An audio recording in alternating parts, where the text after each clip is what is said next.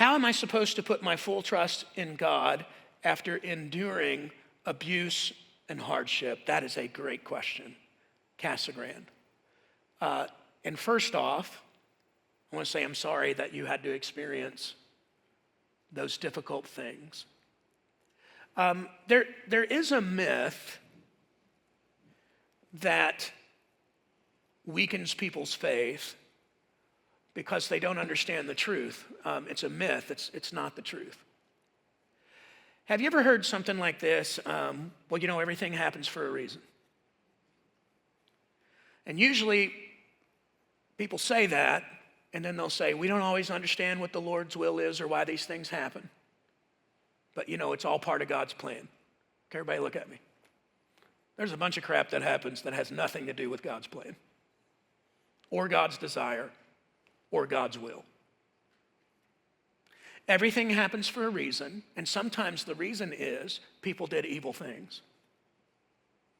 Sometimes the reason is I did stupid, foolish, or wrong things, and I'm reaping the consequences of that. And so I'm sitting there in the consequences of it going, God, why did you do this to me? And God's going, I wasn't involved in that at all. That was your own stupidity, foolishness, or sin. Make sense? So sometimes we reap what we sow. And we don't always understand God's will. You didn't do God's will. And now you're experiencing the consequences of that. In this situation, sometimes we reap what other people sow. People hurt us, people harm us because they're in sin. And we're reaping what they have sown. And sometimes we just reap the reality of being in a broken world. And so I think if you're asking that question, if that's you, this came from Casa Grande campus, but it's somebody that sat in a service and sent that question today. Which means apparently God is bringing them his direction. I answered a question like this earlier. And so you can trust God because God is good.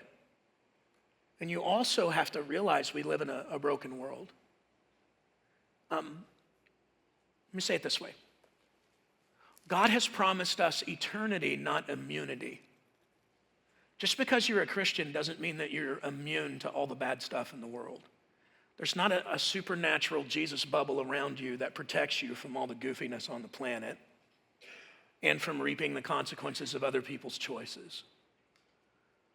What you have is a hope that is unshakable. What you have is this reality that Jesus will come back, he'll wipe out all evil for all time and make everything new. What you have is the promise of eternity. But in this world, I'm quoting Jesus, you will have trouble. And he says, but take heart, I've overcome the world. So that's just a reality for us. But sometimes Christians say stupid things. Everything happens for a reason. We don't always understand what the Lord is. There's a bunch of things that happen that are outside of the Lord's will. Does that make sense to everybody? Yeah. And so, again, if you've experienced abuse and those that's horrible and it's evil. And God says it's wrong. And God will bring justice on your behalf in his time. But you can trust the heart of God. He is good. And so I would encourage you to get counseling and get healing and continue to move forward with him.